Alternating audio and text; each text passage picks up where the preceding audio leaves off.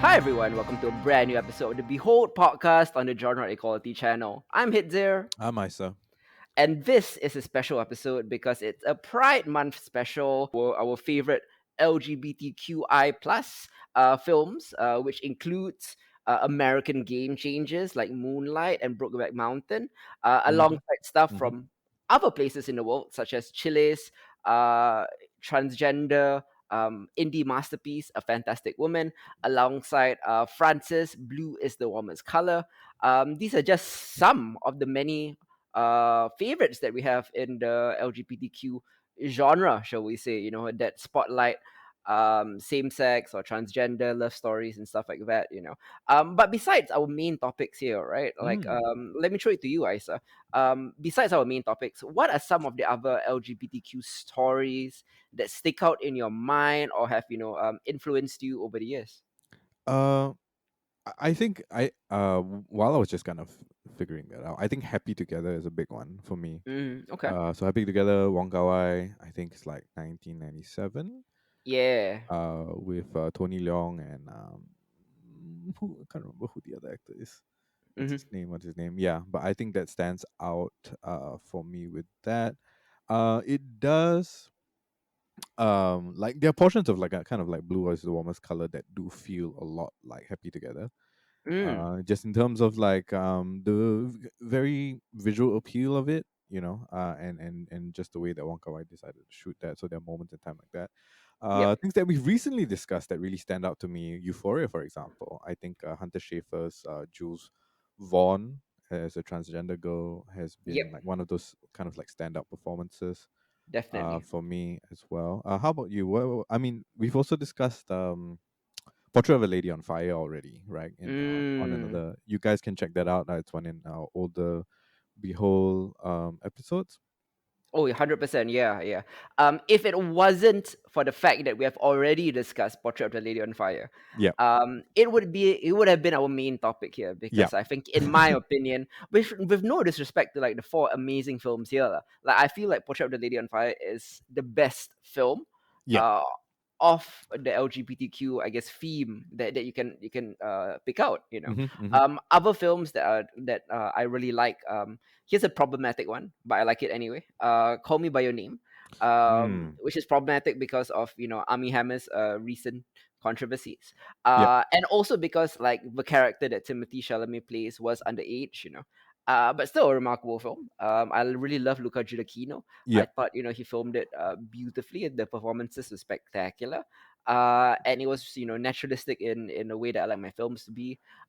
Otherwise, Carol, which stars Rooney Mara and Kate Blanchett, is a really good Mm. lesbian Oh, um, film as well. yeah, I really love Um, that. yeah, Philadelphia back in the 80s with Tom Hanks and Denzel Mm. Washington, about the AIDS crisis, Yeah. was probably a groundbreaker in terms of Hollywood for that kind of representation, and Hmm. and to get I guess a spotlight lah, on the AIDS victims who the media and the medical community so like cruelly ignored. Paris is Burning, the documentary about Oh yeah. the drag ball scene in New York, Hmm. really great. Pose, can be put up with that as well. Pose was a recent FX TV series by Ryan Murphy about that same scene, Yeah. which was really good too. Yeah, I mean, there's actually a lot of great representation out there if you just take the time to go and find it. Yeah, for sure, for sure. Yeah, definitely. Also on the same subject, something that we've recently talked about on Behold as well, Feel Good. Mm. Also a really good representation of same-sex relationships and the difficulties of it, although like the topics that it addresses are much broader Yeah. than homosexuality. It's about comedy, it's about addiction, but it is a big part of that, particularly with Mae Martin's Yeah. relationship And it's with back. yeah, correct. And also like her girlfriend is like formerly straight and now bi, and now so Hmm. It's a lot about discussing the complexities of sexual identity, like, which can't be narrowed down to labels. Yeah. And I think that's a really good example of that as well. But Hmm. let's delve into. Are there any other things you want to mention before we delve into Oh our no, main I was just gonna topics? say that Feel Good is back. All right, season two. Feel Good is back on Netflix. That's right, on season 2. It's very good. It's the second and final season, by the way. Oh really? Yeah, so it's only 2 seasons. Netflix originally wanted to cancel it because of low viewership, but Mhm. gave May Martin 6 extra episodes to kind of wrap up the story, and I think it did so very well. Nice, nice, cool. I haven't caught it yet, so I'm looking forward to that. Oh yeah, yeah, definitely. So if you haven't seen Feel Good, one of the, I think we spotlighted it as one of the 2020's best underrated TV gems. Yeah. And if you haven't seen it, do check it out on Netflix. I would highly recommend it. It's one in the current crop of like great dramedies out there, made by really sad comedians. Your Atlantas and Fleabags and whatnot. Yeah. So it's very much in that vein. Okay, let's begin with let me read my card here. Oh, it says La La Land, but actually it's Moonlight. Let's begin with Moonlight. Oh Uh, god. that joke never gets old. Yeah, let's begin with Moonlight. Barry Jenkins's beautiful, sensitive coming of age story, which is pretty much told in passages, Hmm.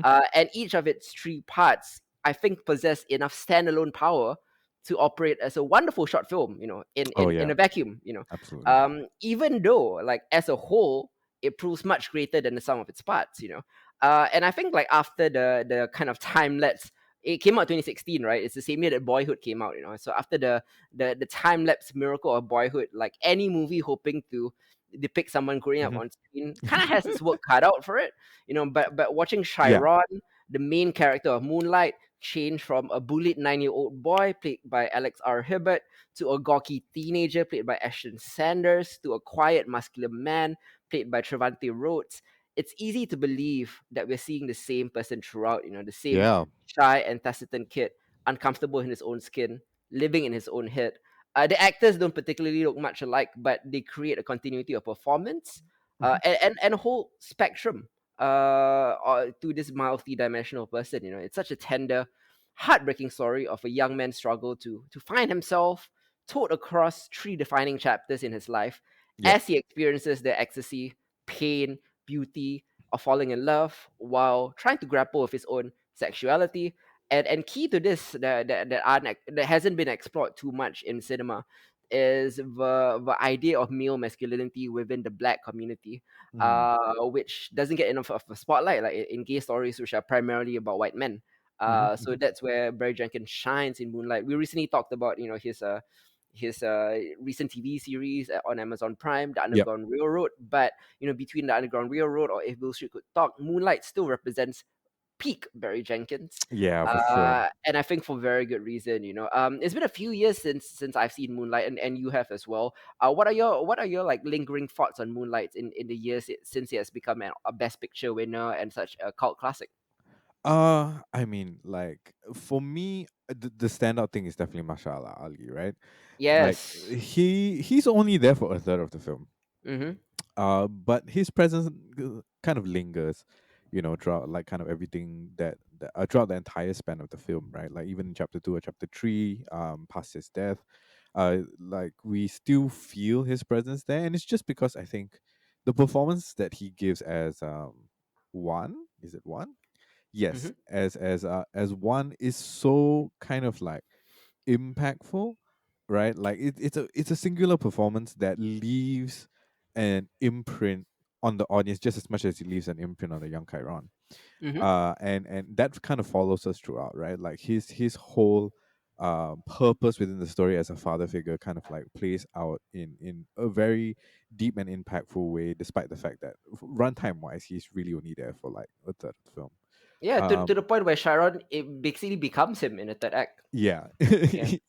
Essentially, Yeah. the I think just the moments with Ali and what is it and Alex Hibbert Mm-hmm. as Kid Chiron, especially at the beach, and all the conversations that kind of have these little asides where he's mentoring, I guess. It's very kind of like very lost kind of moments where when an older man kind of like initiates a younger boy kind of into like becoming a man, like, and he does so in a way that's very open, right? Like whether or not it's sharing about his own kind of past life Mm-hmm. when he was in Cuba, or whether or not it's teaching him swimming, or just explaining to him um that it's okay, right? Like to be gay, right? Like no one should be putting you down because of that. Like I think all these moments are just kind of like critical moments that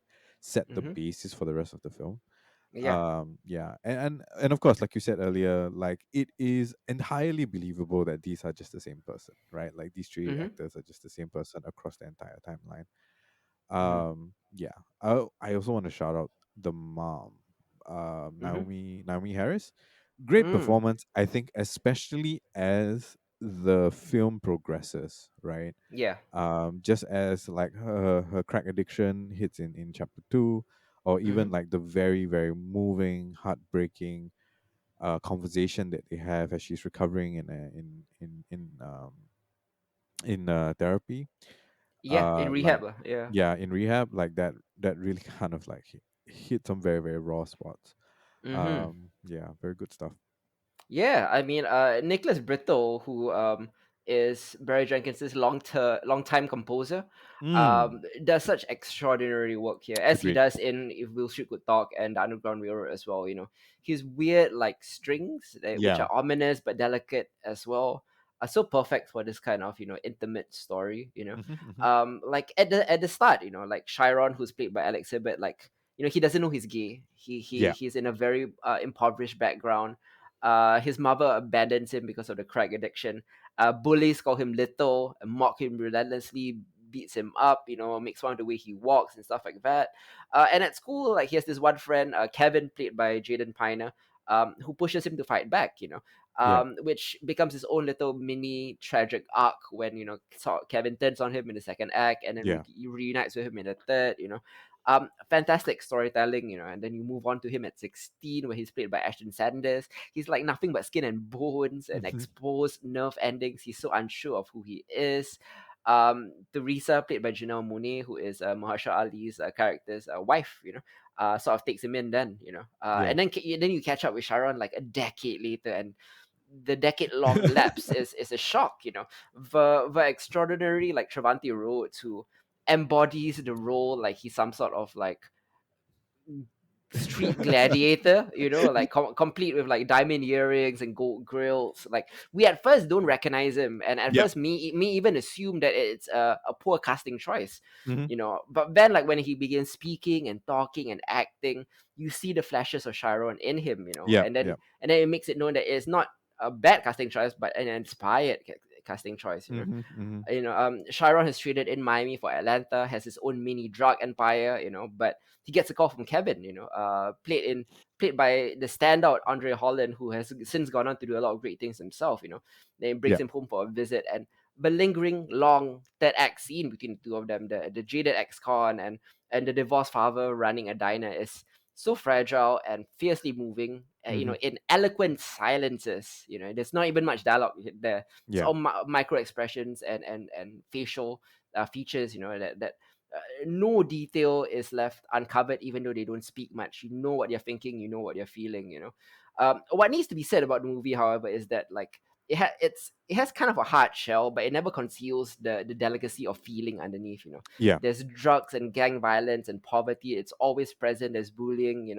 But Jenkins, as he's wont to do, creates cinematic poetry from landscape and faces. Mm. Out of Chiron's failed efforts and then successful efforts in the end. He builds a wall in his heart, and it's only Kevin who's able to kind of penetrate that. Like in the end, the actors are uniformly superb. Everyone is. Yeah. They're all great. James Laxton, who is the cinematographer, his sinuous camera work is amazing. The soulful score from Nicholas Brittle, as I mentioned, Hmm. really adds to the dynamic. And Barry Jenkins himself, really announced himself as a director to be reckoned with and a force of Hollywood's future here. Yeah. It's both an intimate and epic film, one of the best of the 2010s in my opinion. Yes, for sure. I mean, Mm-hmm. like it's definitely how do you even consider La La Land, right? Like again, something like Moonlight is something that still puzzles me to this day. I mean, it's been so many years since that gaffe kind of happened, but still, Mm-hmm. right? Like, um, I feel that Moonlight is definitely the best thing that Barry Jenkins has done. And you can always kind of come back to this, whether or not you like Underground Railroad, whether or not you like Tales from Beale Street, like Yeah. Moonlight is like singularly the best thing that he's done, and at the same time the most Barry Jenkins thing that he's done. Mm-hmm. So like moving forward, it'll be super interesting to see because I think he has such a very he has very interesting eye for framing Yeah. things. Yeah. And he's developing a very, I mean, now especially like just watching Underground Railroad recently, it's Mm-hmm. very obvious that it's him, right? Yeah, he has a unique style and rhythm and visual cues and everything. Yeah. Yeah, which is great, and it's kind of refreshing. I think just because a lot of famous directors get into kind of like the grand scheme of things, right? Like your Scorsese's and so on and so forth, right? Like you immediately spot their style, but it becomes Mm-hmm. tired and becomes a kind of like a joke of itself. But so far with everything that Jenkins has done, like as much as it's identifiable, it doesn't Mm-hmm. feel done or it doesn't feel like overused, and Mm-hmm. I think that's kind of exciting. Yeah, yeah, indeed. Same here. I look forward to everything that Barry Jenkins will do, and Yeah. I have caught up on his filmography. It's all kind of uniformly great. It's very him, as you said. He has a signature style Mhm. that is not easily parodied. At least not yet, lah. We haven't seen enough of it to make it like an Aaron Sorkin parody or Joss Whedon. Like Yeah. their styles, and it's easy to kind of make fun of it. Yeah. But with Barry Jenkins, it's still really difficult. Uh, Primarily because of the quality of it, Hmm. and it's so unique. His rhythms are so difficult to capture, and his big insights on identity, race, culture, and sexuality, they are all told in such very small, heartrending character studies at its center. Yeah. And Moonlight is pretty much the perfect encapsulation of that. Definitely. Definitely. Yeah. It's just these amazing kind of like vignettes of vulnerable moments Mm. of his characters Yeah. that are so enchanting, right? Mm-hmm. Like it allows you to see these characters for who they are and what they are and what they're going through at that moment in time. And oftentimes that's a very difficult thing to do, Mm. in cinema. It's not something that is necessarily a given, and it requires like a confluence of both like the director's vision and the music and all of that, and an outstanding performance all around from whoever it is the camera is trained on. Yeah. um and I think like consistently, especially in Moonlight, like Jenkins manages that, and it's a feat in and of itself. Yeah, 100%. Like when you tackle like issue films, quote unquote issue films, Yeah. there is a tendency to maybe make your protagonist a symbol of an abstract idea. You Mm. know, like oh, this is the representation of the AIDS crisis, or this is the representation of this person, or of poverty, or blah blah blah. Like the trick is to also make them a human being too. Yeah. And a unique human being at that. And Moonlight, I feel like is distinctive because it doesn't it isn't emotionally manipulative. Mm. It isn't like a relentless assault on your tear ducts. It's not like a tear jerker. Like some of the Oscar bait films typically are. It has more to do with like restraint and Mm. quiet honesty and fluid imagery and an observant, uncompromised way of like kind of imagining an outsider's view of a world that makes you empathetic to an experience that I've never experienced lah. Yeah. Yeah. Yeah, Absolutely. yeah, quietly radical. Yeah, like I was a huge fan of La La Land back in 2016. Like I still love that film. I watch it all the time. But For sure.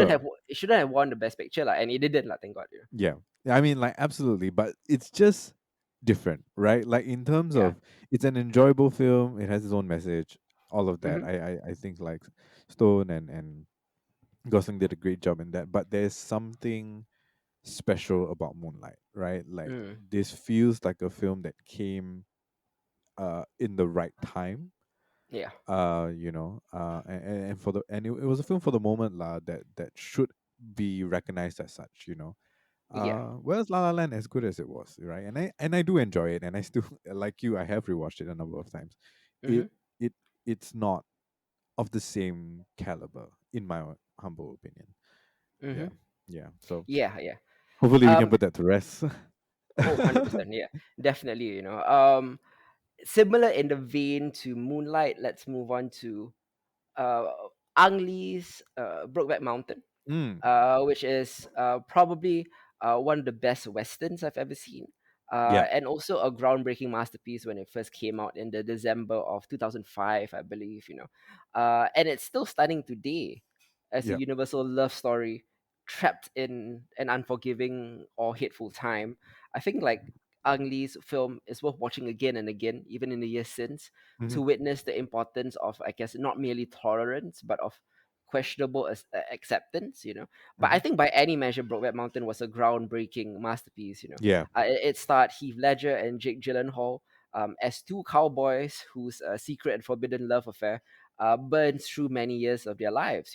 And in addition to being one of the greatest love stories ever captured on film, Brokeback Mountain introduced the world to the fact that gay cowboys and gay ranchers exist. Mm, Even in a bastion, as I mentioned, of hypermasculinity that is the American West, or at least the stereotype of it that's been presented yeah. in mass media. It's actually based on a short story by Annie Proulx, which I've not read, but I'm assuming it's great too. Me neither. Hmm. Yeah, and it was adapted for the screen and produced by Larry McCurdy and his longtime writing partner Diana Osana.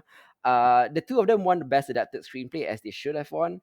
Golden Globe Award, Writers Guild Award, and Ang Lee won a huge, plethora of awards for Brokeback Mountain, Yeah. which was surprising at the time because like unlike the 2010s, I think in the 2000s, gay representation wasn't like still wasn't there, Hmm. and this is a fantastic different look at the American West Yeah. and the deconstruction of it. It's since been deconstructed by many other people, Chloe Zhao, for example. Mm, And this is I think that this kind of started the whole trend of like deconstructing the masculinity of westerns yeah. by telling a gay story. It's been what 15-20 years since we saw Brokeback Mountain. Like, what are your lingering thoughts on it? Uh, I mean, like, even as we were just talking about Ang Lee, I think it's kind of fascinating that we've just talked about Crouching Tiger, Hidden Dragon, right? Being one of the Yeah. first kind of like wuxia films to break kind of mainstream Hollywood. Mm. And then on the other hand, we also have Brokeback Mountain, which is kind of like, well, I wouldn't say it's the first film, for Yeah. sure, but it definitely made a lot of ground as far as gay reputation goes, gay film go in Hollywood as well, right? Yeah. For it to become the kind of like the first step, for it to be more acceptable in mainstream media at the time in 2005. Mm-hmm. So just one of those like tangential thoughts of that. Mm-hmm. Um, Oh man, did I watch? I believe I watched Brokeback Mountain in cinemas. I did. Yeah. Yeah, and it was to me, going into this, I had absolutely no idea what the story was going to be about.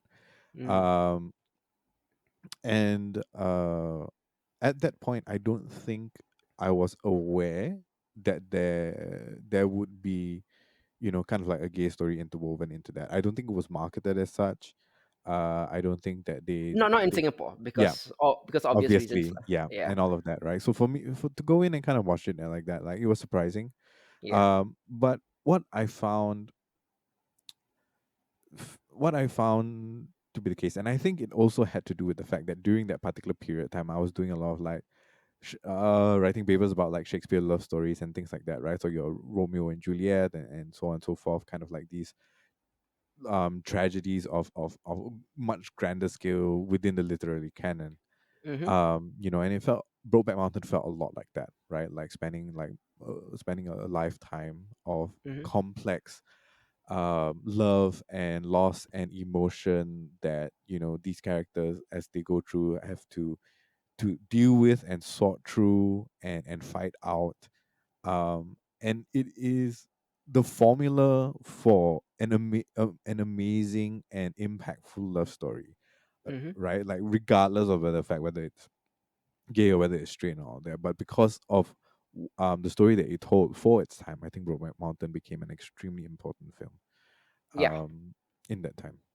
Yeah, yeah, like I think when Brokeback Mountain, again, not to bring back the Oscars again, but Brokeback Mountain lost the 2006 Best Picture Oscar race to Yeah. Crash, which is, probably the biggest fuck up that the Oscars have ever done since maybe Shakespeare in Love beat Saving Private Ryan back in Uh, 1995. yeah.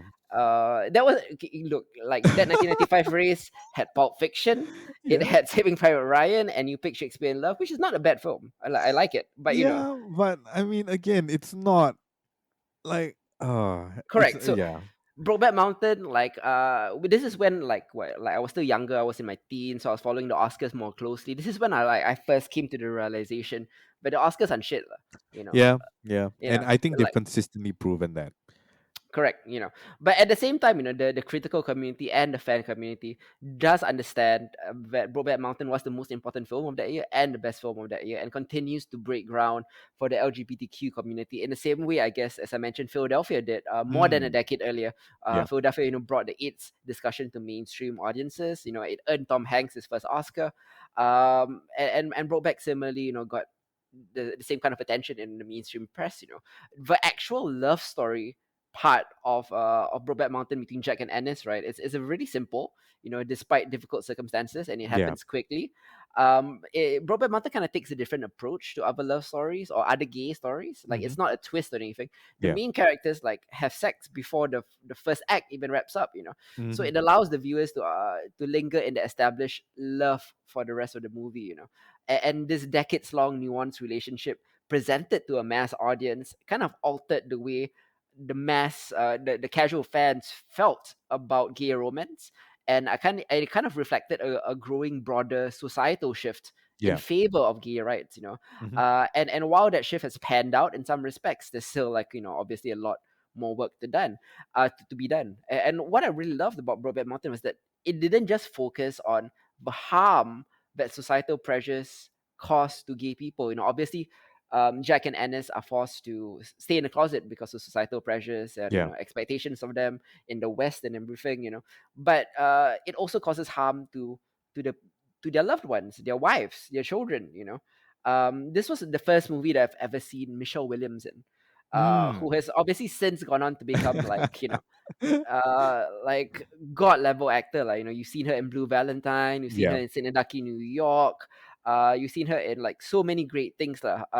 Perhaps Venom is not the best representation of her work, but Well, she's a great actor in general. Besides that, like, and yeah. she's gone on to do amazing stuff. Besides Venom, um, but yeah, like Michelle Williams had a very small role in this, but I'm glad that the effects of staying closeted, it doesn't just affect like the men, it affects the people that they choose to be with, and Yeah. and Michelle Williams's small yet powerful role in this really sold me on that. And it really introduced Michelle Williams to me, who's since become one of my favorite actresses. Hmm. Hmm. Yeah. For Yeah, sure. For sure. Stand out. yeah, Actually, come to think about it, there was so many kind of like stars in this movie. Anne Hathaway hmm was there. David and Harbour FOA was too. there. Kate hmm Mara was there. A Yeah. very young Kate Mara, actually. hmm Yeah, I mean, like, obviously, it's been years since I've watched this, so maybe almost a decade, maybe or more. When did 2005? Yeah, it's been a long, Yeah. long time. So, like, a lot of these other characters kind of fade into the background, right? I think like what stands out for me really has to be like just a lot of the scenes that are played out against like this amazing kind of scenery, hmm right? Like it's majestic with the mountains and the fields and all of that, and then just these two men, right? Like being who they are in that particular moment, and of course, like the closet with the shirts. Oh yeah. Yeah, just kind of like standout moments for me. And a lot of feelings about this that have remained despite the fact that I have not watched it in quite a while. Oh, same, but like it still like has a lingering effect on me. Yeah, Brokeback Mountain, I think the reason I haven't rewatched it as often as I should is for the same reason that you don't rewatch like Schindler's List. Do you know what I mean? yeah, It's so pain like it just because I don't really watch it doesn't mean I don't consider it great or important. No, absolutely. But some films are just like too painful to like keep viewing. Yeah. Schindler's List, of course, an important film about like the Holocaust, and 12 Years a Slave, an important film about slavery. It's just not something that you want to put on like a Friday night when you're like Yeah. hanging out with your friends. Yeah, And absolutely. like the pain that Jack and Ennis felt the fact that one of them fell victim to a hate crime at the end. It's just not an easy watch, but its Hmm. legacy and impact would be continues to be lauded lah, as a landmark in LGBT cinema. Yeah. It's credited for influencing several films and television shows to start showcasing more LGBT themes and characters. Hmm. And that is the long lasting legacy of Ang Lee's Brokeback Mountain. Yeah. And I mean, Joker aside, is also Heath Ledger's best performance. Hmm. Um, Jake Gyllenhaal, it's hard for me to say what Jake Gyllenhaal's best performance is, because he's been in so many great things. From like his early roles to Donnie Darko, Yeah. to Brokeback Mountain, to Nightcrawler. Jake Gyllenhaal is just such a chameleon, and like every time I see him, it's like, oh, this is Jake Gyllenhaal's best performance, and that's Yeah. just a credit to like he brings it 100% of the time. Yeah. What an incredible cast, right? Yeah, It's kind of crazy, like Anna Faris and all of that. For yeah, me, I think Gyllenhaal. I think it has to be Nightcrawler. yeah. But then again, maybe Nocturnal Animals. I don't know. A lot. You could pick anyone, and there's a legit like arguable case for it. Yeah, yeah, yeah. Mysterio. Let's just call it Mysterio. He was best as Mysterio, and leave it at Just like Michelle Williams should not be judged by Venom. that. Exactly right. Yeah. Yeah, a phenomenal show. If you have not watched it, Mm-hmm. please do. I believe you can find it on Netflix now. If I'm not wrong. Yeah. Let me just check. Yes, yes. Brokeback Mountain is now on Netflix, and Mm-hmm. you can see it in all its glory. Um, but yeah, important film. Yet another kind of like monumental kind of seminal film from Ang Lee Yes. again. Um, yeah, I mean, what has happened to Ang Lee in the last like 5 to 10 years, man? Like the last couple of stuff he's made, like has just what not been it. what was the last thing he made actually? It was that Will Smith movie, the one with the different frame rate. You know what I mean? The one where the Will Smith like fights his younger clone. Oh, Gemini Gemini Man. Man, yeah, what a terrible film. It was Uh, horrible. I mean, good on him for like I think he's done his part. Like he's pulled his weight, he's done his part for cinema. Right. Yeah, I really don't think that anything was that. Oh, Life of Like Pi. No. Life of Pi was okay, but it wasn't Yeah. great. Yeah. Last Caution was okay, but I think Brokeback Mountain was the last truly great film that he made. Yeah. Agreed. Agreed. Yeah, Oh, yeah, there was Hulk between Crouching Tiger, Hidden Dragon, and Brokeback. yeah. Brokeback was his return to prominence. Mm. Mm. Yeah. Everything else. Okay. Last Caution was pretty good. Okay. Yeah, Last Caution is pretty good. Life of Pi is good, but like greatness is he hasn't had one like in like a decade lah. Oh well. We'll see. We'll see. I don't know if he's attached to anything new. At the moment. Yeah, yeah, I'm not sure either. Like Ang Lee, I sort of lost faith in him, sort of like and like M Night Shyamalan, for example. It's just like I respect him at his earlier work. It's just I'm not eager to see his next one, to be honest. Yeah. Well. Yeah, We'll Gemini see. Man We'll was such a see. letdown. Well, anyways, yeah. Let's move on from America. There are gay people all over the world, or Yes. lesbian people, or transgender people. Let's next move on to Chile, and I'm going to be talking about the Chilean masterpiece, A Fantastic Woman, which Mm. I felt was a stirring study of grief and dignity and the trans experience in general. Yeah. It actually deservedly won the best foreign language film at the Academy Awards the year that it competed. Mm-hmm. It's directed by Sebastian Lilio, and it is a powerful transgender drama that finally. Well, it took like a couple of years to reach Singapore shores. I Yeah. caught it at the projector, but I finally caught it, and it was great. And if its Oscar triumph isn't enough to convince you to give the sublime film a chance, perhaps like our review might change your mind. Hmm. In its native language, it's called Una Mujer Fantastica. I probably butchered that, but it begins in Santiago, Chile, with a character named Marina, played by Daniela Vega, and Orlando, played by Francisco Reyes, a couple. a committed couple in a very loving relationship. Mhm. But after a romantic birthday celebration, the elder gentleman is gravely stricken with an aneurysm before passing away suddenly. Yeah. And as if this wasn't already a devastating enough turn, her lover's death would only be the start of a series of upsetting events for the distraught Marina, Yeah. a transgender woman in Chile. As a trans woman, Marina finds that everything she does is called into question by a callous society. Her genuine relationship with Orlando is doubted by the Hmm. doctors at the hospital. Yeah. The police are suspicious of her role in Orlando's death, and even her right to grieve for the man that she loved is denied by Orlando's estranged family. Yeah. It's a verite journey with Marina, and we see her encountering a string of discourtesies and humiliations over the next few days. Every interaction finds her slurred, demeaned, and sometimes even threatened. The early on the film presents this tranquil privacy, and soft neon of the film's comforting early scenes. They Hmm. die alongside Orlando, and then Yeah. the harsh light, the different color palette of the wider world intrudes to challenge her at every existence. At one point, even the joyless business of tidying up affairs necessitates an encounter with Orlando's bitter ex-wife, Sonia, Yeah. whose thin facade of civility quickly crumbles into disgust. When she says, "When I look at you, I don't know what I'm seeing," which is such an insulting thing to say. Hmm. But despite Marina's circumstances, I think director Lilio's naturalistic narrative avoids caricatures of grief or the heavy-handed messages of prejudice in favor of a more nuanced character study of loss and defiance Yeah. in the face of indignity.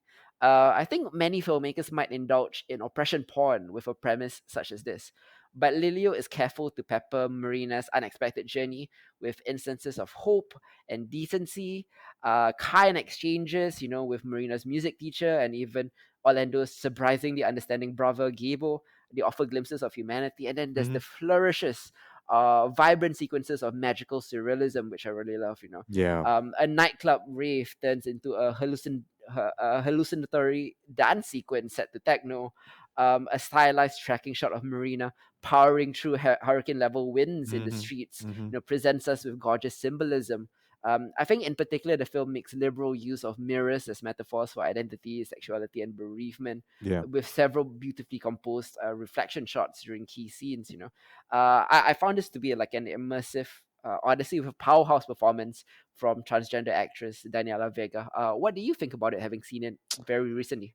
Outstanding performance by Daniela Vega. Yeah. Seriously, so good. Yeah.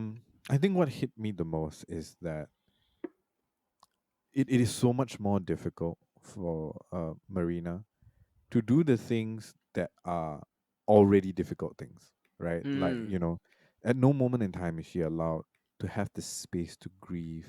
mm, Society doesn't allow her that. The places that you visit, the hospital, the police station, the funeral home, the church, mhm. none of these places are welcoming to her, right? And it's not even in those moments, it's not even about her, right? It's about a lover that she's lost, about a Yeah. partner that she wants to grieve desperately but doesn't ever get a chance to, that we see, because it's just a constant assault on her identity and on who she is and on her place in the world and her relationship with Orlando. Yeah. And that is absolutely heartbreaking to watch unfold. But there is a quiet tenacity to Mm, the way that she carries herself, and a mhm. tenderness and in which she goes about um standing her ground, right? That is riveting to watch, and Yep. I think, like, unlike the other true films that we're talking on our slate today, this is the one film that is, it's at a go. It doesn't stretch over your years. There's no, Mm, kind of like a time break in between the story, and then just to kind of see that, like, we see this in the few days of the aftermath of the passing of her loved one, mm, and that brings an immediacy mm, to her struggle that I feel is a lot more present, right? Like, it feels more in the moment, and coupled with all the magical realism stuff. Like, I love that scene where she's walking through the hurricane winds, like, mhm. so timely and so poetic in that particular moment. Yeah. where it's situated, that it really did hit the spot for that. Same. Yeah, Yeah. absolutely. It's a gorgeously shot film. I love the use of color and in kind of texture to kind of round out the scenes that they're placed in and all of that, from the strange kind of like coldness of the hospital and the doctor's room, Yeah. the kind of like griminess of the scene where she's forced to undress and to have photos taken of her Yeah. and all of that. Like there's something so apt for each moment on camera for the scene that they're playing out, and that just further immerses you into you know a trans woman that's just trying to live her life, like she's trying to do human things, um Yeah. and that are important to our lives, right? Like, Mm-hmm. grieving of a loved one, that's an important thing. But through it all, she fights for her right to feel loss, Mm. and to in the end grieve, and to sit with that grief, and eventually rise from that. Yeah. I'm really really glad that they decided to take a moment to show us the final scenes where she's with a dog, and she's performing um to the auditorium. I think that was extremely important for a story like this, Yeah. just to help us find closure, I think. Mm. Right? Because otherwise it just feels like, if you can imagine, like in the some of the darkest moments of a person's life, when you have lost someone you love very very dearly, Mm. right? And you want to grieve and all of that, but you're just being constantly assaulted, right, by Yeah. society and its expectations. Then how much more difficult it must be, your day to day must be. You know what I Mm. mean? Like, if there is no mercy or no pali during that period of time when you need, you know, Mm-hmm. more humanity from everybody else, then Mm-hmm. your day to day is just kind of grim. But yeah, but Marina never gives quarter, never kind of steps back. Every point in time, she's just, you know, she just kind of powers through in the kind of like a quiet grace. Yeah. Yeah, yeah. Like the scene where she talks to her singing teacher Mm-hmm. is, yeah, I genuinely like teared up for that. That was a Yeah. moving and beautiful scene, and just that conversation and that the tender moment at the end of it, the embrace that they held, was Mm-hmm. just beautiful. Yeah. Daniela Vega had no or little to no acting experience prior to this feature film Yeah. role, and she like absolutely astonishes here. And the key part of the film's realness is that Vega helped rewrite the script by drawing upon her real life experiences, to express subtle layers of vulnerability or boldness or warmth or concealed fury. Hmm. Much in the way that Hunter Schafer helped write like that episode of Euphoria. Yeah. I think like a straight white director, or in this case, a straight man writing the film wouldn't have really gotten it or gotten the depth of it Yeah. without input from Daniela Vega. And this, I think, heartfelt tale of otherness, as artful as it may be, would never have been as compelling without Vega's magnetism on screen or her insightful perspective behind it. Yeah, absolutely. Yeah, yeah. Any final thoughts about a Fantastic Woman before we move on? I mean, like, I wish I caught this earlier. Really, like I until it was recommended to me by you, like, it completely did not show up on my radar at all. Yeah, Yeah, yeah. I and I mean, think that's a tragedy. Um, yeah. Indie films from America or the UK are already hard to catch, because they are indie and they're underseen and under promoted.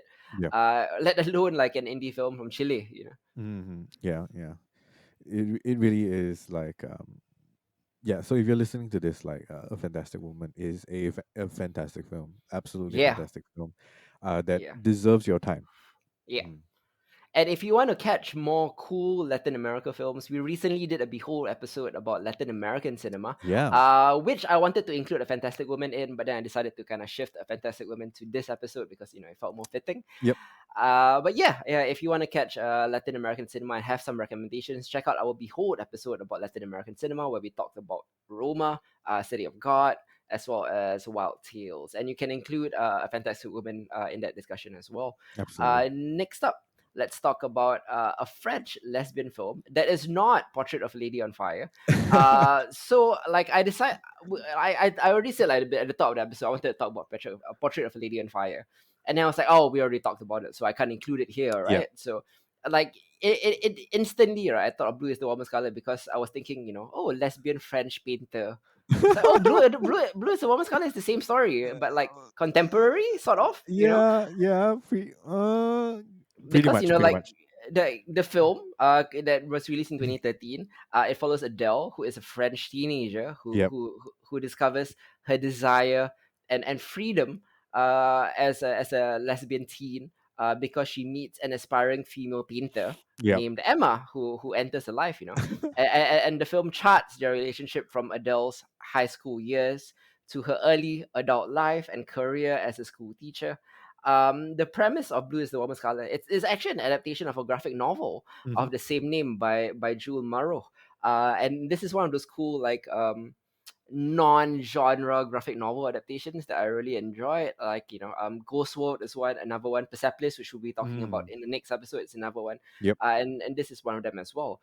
One of the big controversies that followed the release of the film was the raw depiction of sexuality and the Yeah. extended sex scenes in Blue is the Warmest Color. Of course, Blue is the Warmest Color is not just about sexual identity or sexual revelation by its two characters lah, but it is treated as like very matter of factly, like lesbians have sex, that show it, it happens. Yeah. And I think the fact that it got such a insane mainstream backlash to it, right, or clearly shows an amount of prejudice, unintentionally so, because like if you think about other sexually prominent films, or TV shows like Normal People, for example, which featured Mm. like tons of sex scenes with straight people. Like it never got that kind of backlash, and I think it only received that kind of backlash because it was a lesbian couple. Mm. Like, were you aware that the backlash existed back then, and what do you think Yeah. about it? I mean, I was aware that the backlash existed back then. I do think that, from what I understand, while reading up about all of that, Mm-hmm. when the film came out, a lot of it had to do with just a lot of discussions about kind of like, male gaze or patriarchal gaze, with the fact that the director is straight, Yep. and that there was something extremely uh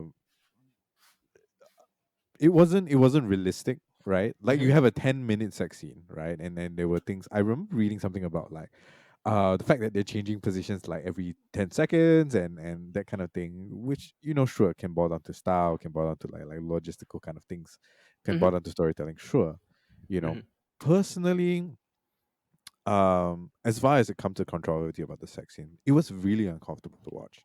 Mm. There's something about the way that he chose to shoot it that, was, it didn't it felt very cold, right? Mm. Like, the entire film around that 10 minute, like 10 minute 30 seconds, that particular 10 minute 30 second sex scene, right?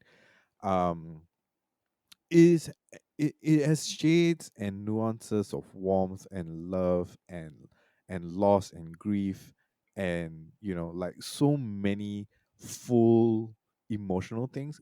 But for that 10 minutes, I was taken out of the film because it felt so cold, Mm. and that, to me, it didn't maybe it didn't lend credence to the kind of controversy that was going on at that point in time. Mm. But it stood out to me as, like, this doesn't feel like it belongs as part of this film. Mm. As a whole, right, Blue is the Warmest Color, I think it's a great film, Mm. right? Like, it's really long, a bit over long if you ask me, but understandable for the kind of story that it's trying to tell. It's 3 hours long, right? And in the midst of these 3 hours, like, by and large, I enjoyed almost everything that's there except for the sex scene. Mm. Just because it didn't feel like it fit, right? Mm. And that is my biggest criticism of it. If we had removed that one sex scene, Mhm. perhaps I don't think I would have missed it at all. Mm. Um, but just kind of my hot take on that. And so, like, while in in the aftermath of kind of watching this and like kind of struggling to understand why I felt that way, I just began to like search online what people were saying, how people felt about it and all of that. Mm-hmm. I mean, I'm not, I'm not a woman, I'm not lesbian, Mm-hmm. right? So I can't speak to the fact whether or not that it needed, a viewpoint of that for that matter, right? Like you needed a lesbian to chime in for that Mm-hmm. fact or anything of the sort. But Yeah. like a lot of the criticism that it received because of that particular sex scene, Mm-hmm. I mean, like, I could understand why like it was coming about. Mm. Yeah. Yeah, yeah, but like it's a bit short-sighted to judge like this entire like magnificent film on that one sex scene that may not Yo. land for some and may land for others. Yeah, for sure. um it's a very like searingly intimate and daringly observant portrait of this French teenager and her passionate relationship with another woman. Yeah.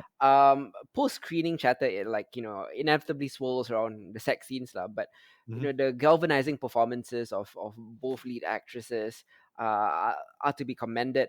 It's so great in other ways. I Oh feel yeah, like absolutely. it's a very naturalistic, observant film that is fascinated with life's great shared pleasures. Hmm. Yeah, sex is part of it, but there's food, there's art, Mm. conversations about literature and music, and stuff like that. It encourages the viewer to consider the commonality, as well as the vast complexity of the human experience, whether you do have the same sexual orientation or not. Yeah. It's a scrutiny of the human condition. Like your capacity to live or to love, to eat, to learn, to share, to grow. That does so much to lure the viewer into its narrative orbit and rope you in with Brute's emotional force. Yep. There are scattered bits of heavy-handedness here and there, but on the whole, I think like Adele's evolution as a woman Hmm. and as a person, as she moves through different lovers' arms, unfolds in a most organic manner. I feel like at every turn and transition, the film assumes in its near decade long span, right? Yeah. I think it's faithfully earned in large part due to the performances of the women, Hmm. and the uncanny ability to display their character's conscience across your physical countenance. Whether you're talking about music and art, or whether you're having sex, or whether you're doing like the most mundane things like sharing a beer in a bar. Yeah. um it's stylized but also naturalistic, impressive by both women. I think their breakup also feels very natural. I feel like every one of us has had like breakups like that. It felt very real and not like put upon, Hmm. Hmm. or narratively false. And the charting of Adele's growth in this film, through, yes, the sex, but also through dance, through conversations. Yeah. It's pivotal, and the way it moves to its final act, where Adele finally like has a sense of self, vis-a-vis the state of the world.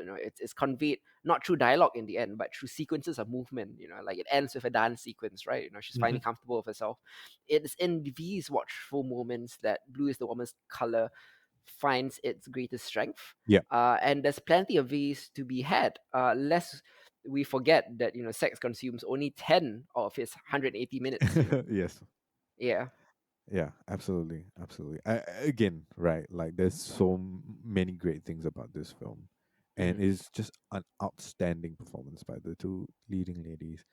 Um, and it just feels like they put so much into this. It Hmm. shows up on screen. I think Yeah. especially the breakup part is one of the most painful and warm, tender, heartbreaking things all mixed into one scene that I've Hmm. I've seen in a long time.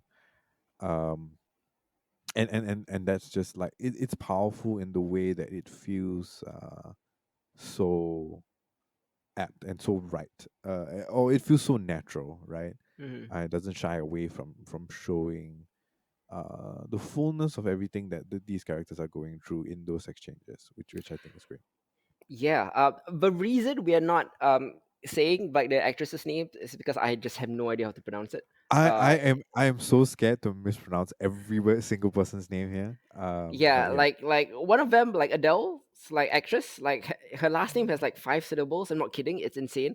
Yeah. I'm not gonna try to butcher your name, but I Yeah. respect your work.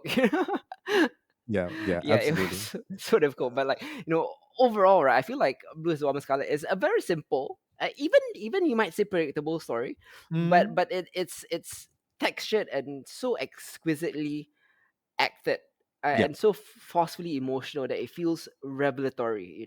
It's always persuasive, and dreamy and desirous, but also sometimes surprising with its depth. Yeah. There are moments of stunning ferocity here, moments of quietness and gracefulness also. There is so much artistry to the performances and to the filmmaking, that it's I think one of the best naturalistic films of this sort that I saw early on lah. Mm. Mm-hmm. Like at this point, like I wasn't really into my naturalism is like my thing, Yeah. milieu. Like I had not like gotten into like Florida Project and Chloe Zhao and all of that. This was 2013, like Yeah. a long time ago, and I was much younger also and like less aware. Mm-hmm. And this really put me into the shoes, much like Moonlight, like, and all these other films, of like experiences that I have not had. And it made it so vibrant and it helped me understand it better. Mm-hmm. Mm-hmm. And that's the key to, I think, stories that they're all like, what's the cliche term? They're empathy machines, right? It helps you Yeah. understand different perspectives. And as taxing as the 180-minute runtime is, I think like every minute of it helps you understand something that you don't Mm-hmm. Yeah. necessarily understand. So in a sense, it earns its runtime. Yeah. Yeah. It definitely does, right? Like a lot of the time, especially for me, I think like when films go past like 2 hour 15, 2 hour, 2.5 hours, Yep. you hear me saying that it's overlong, the story doesn't need that much of a runtime and all of that. But I do Mm-hmm. think Blue is the Warmest Color is one of the few exceptions to that, just because that for the 3 hour runtime, there's plenty in there, right? Mm-hmm. That deserves to be in there, that needs to be in there for you to kind of understand this very kind of well-rounded, very full, very natural story, right? Like Yeah. of two people in love, and Mm. falling out of love. Uh, And yeah. yeah, me personally, like going to the film, Yeah. like when I first saw it in 2013, I was so intimidated by the runtime to the point where I kept putting off watching it. And I Oh feel yeah. like a lot of people are the same way. They will sometimes Google movie title runtime on Google, Yeah. and then they're like, oh no, like this is like, how long is the Snyder Cut again? Should I watch it? But then at the same time, like when I started watching Blue is the Warmest Color, like it flew by for me. Like Yeah. I didn't feel it in much in the same way like The Godfather is 3 fucking hours long. And I didn't. The Godfather Part Two is 3 hours and 22 minutes. I didn't feel a second of it. Yep. Like sometimes movies earn like the patience that you need to watch it, and Blues the Woman's Color is one of them lah. Absolutely. Yeah, I totally agree with that. I agree with that. I mean, like, there have been times where we say like a 1.5 hour movie feels like too long. Like it Sometimes, is nothing to do with the actual runtime itself, and everything to do with what they do with that runtime. yeah, Uh, how it's told, the pacing of it, the editing of it, the y- performances of it, yeah. yeah, absolutely, absolutely, Yeah, and definitely. I've seen plenty of 90-minute movies that are just like it felt like the Snyder Cut lah, you know what I mean? Yeah lah, like you're saying. Yeah, I'm sure we've said that a number of times, right? Where 90 minutes it just feels overlong, which is a sad thing to say. Mm-hmm. Given that a lot of the time it feels like many filmmakers would rather have more time than not. You know, Mm, and you hear about these like ridiculous number of hours that have been cut down. Just to be able to be screened in cinemas and stuff like that. But yep, that being said, with the way things are right now with streaming and all of that, I don't know. Maybe that will change. Maybe people will be more open to the idea. I mean, people seem to be taking the Army of the Dead, which was definitely overlong. yep. But when you're stuck at home in a pandemic and Mm. the movie comes straight to you, maybe 2.5 hours isn't that much of a stretch. The anymore. keyword there is at home. You're able to take breaks. You're able to um, do some ironing or watching it. You can bring your laptop to the toilet, stuff like that.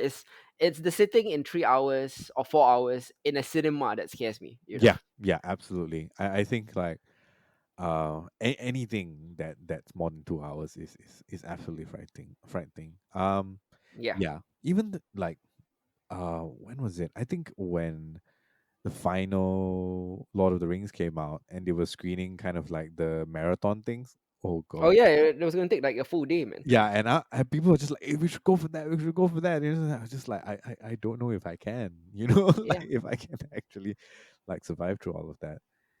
Yes. And it's not like like Japanese know when you're allowed to kind of like doze off in the middle, and that's like completely respectable Mm. thing to do. You know what? I think like they should bring back intermissions once the pandemic is over and they are long films. Yeah, but okay. So here's the thing: who decides where the intermissions should be? Right? True. Is it the filmmaker who decides? True. Right? Okay, so certain things like have natural kind of things. So if let's say Snyder Cut, for example, divided into chapters, Mm-hmm. obvious breakpoints where you could possibly have intermissions. Yeah. But I'm not sure like yeah, it's possible for all films that are long. Yeah, yeah. Before anyone says comes at me at the like comment section, right? I fully understand the logistics of modern cinema going, right? The reason that they're cutting down films is so that they can replay it as many times as possible, so Yep. distributors and chains can earn as much money as possible. Yeah. They don't want a 3 hour film because they can't replay it as many times in a day. Yes. That's the issue. I totally understand that. Back in the day when they did have intermissions, there were like 1 to 2 releases every 3 months. You know what That's I mean? true. Yeah. Like that's why like when our grandparents went to watch Gone with the Wind, right? Like you could take a half an hour break in between the film and like have a wine at the bar. You know what I mean? Like Yeah. it's just not the same now. I totally get that. I'm just saying that like for a purely selfish point of view, with no business interests, I wish there were intermissions. Well, with the way things are now with the cinema industry, right? Like, Yeah. maybe that's something they have gonna have to consider because moving forward, when Mhm. when the world comes back to some semblance of us being able to go to cinemas and enjoy things on the big Yeah. screen, right? It's not going to be the same anymore. We're going to be really, really accustomed to having big TVs at home or projectors at home with, Mhm. you know, comparable sound systems and Yeah. anything we want to fucking watch at the tip of our fingers, Hmm. So I don't know. Like, they need to shake it up, really. Uh, Otherwise, like, I don't know how they're going to survive as technology and streaming as a medium kind of like grows. Yeah, yeah. We've discussed it many times before, lah, but like cinema is probably going like print is gonna die because just a new technology is just overwhelming them, and cinema in the last 40, 50 years has done nothing to innovate. Yeah, Like they've not helped at all. Yeah, okay, you have better sound, you have a wider screen, blah blah blah. It's you just like you haven't done enough lah to yeah, to keep up with the times, and yeah, it may be its own problem. That's the reason why nobody like flags a taxi on the road anymore. you know yeah. like it's because like Uber and Grab came along. So yeah, I mean, just saying, I have nothing against cinema. Obviously, No, I'm a no, no. cinemaphile. Obviously, right? Yeah. Like it is. I think we're both of the opinion that the cinema experience is extremely important, right? Like there are good things and bad things about that. There are some Mm. films that you absolutely should, if you are able to watch it in cinema, right? Much like A Quiet Place Two, which we'll be catching in cinema. Correct, Um, because sound design important. yeah, Yeah. sound design is important, and like if you happen to catch A Quiet Place, the first one in a cinema, you will know exactly why you have to watch the second one in the cinema as well, It's right? a Because different experience, yeah. yeah, it is a collective experience, right? There is something about an entire cinema of people being absolutely quiet because of how Mm. terrified they are, and afraid to make a sound. And that is one of the most refreshing experiences and new experiences that I've ever had in the cinema. Um, Mm. uh, in my life, like absolutely, one of the most fascinating things that I've ever had to experience, and you can't have that alone at Mm. home. Um, Yeah, yeah. My A Quiet Place, like one experience was just like I spent 45 minutes trying to open a Kinder Bueno, and I had like I had just a terrible like every time I tried to open it, it just made a sound, and I yeah. kept waiting for moments where I could, and I just couldn't. Oh yeah. Like the first time I watched Quiet Place, like the whole thing going on is like, can I eat my Kinder Bueno or not? No, I totally understand. I think I can't remember what it was. I had some maybe an onigiri or something like that. Yeah. or something of the sort, right? Where I'm just struggling with the packaging, and there was absolutely no point in time. You always wait for the time where there's like a swell of hot, like violins or some like Mm. electronic soundtrack coming in for you to kind of like get away with that. But A Yeah. Quiet Place never allows you that, Yeah. and There's it's one crazy. moment in a waterfall, and that was it. Yeah, pretty much, pretty much. Yeah. I had a guy that was sitting next to me who Yeah. was trying to eat his popcorn as quietly as possible, and it was Tough to do. hilariously funny because he Yeah. would put the popcorn in his mouth and then Mm. like very gently chew so True. that it Yeah. wouldn't crunch on the way down, and I just found that hilarious. It was so funny. Yeah, yeah, so maybe like if filmmakers or cinemas try to innovate, more films like that, Yeah, then cinema would thrive lah. But yeah, I mean, we kind of digress past the point of like blue is the warmest color. My yeah. point was that like it's long, but give it a chance. Yeah, it's long, and yeah, please give it a chance. Be I think just coming into it with kind of an open mind. I think like the controversy about Mm, the graphic sex and all of that did overwhelm um any sort of like great reviews that it actually got, right? Like that kind of like came to the surface. You know what the internet is like. mm-hmm, But like still, regardless of what my personal opinion is about that particular scene, right, I still mm-hmm. think this is a great movie that deserves 3 hours of your time, Yeah, and yeah, we don't hundred say that percent. often, guys. So Definitely, yeah. definitely. We will be back in a couple of weeks for a Refugee Week special where Yep. we commemorate Refugee Week as we take a look at some of the powerful films and series Hmm. that humanize the refugee experience or the asylum experience.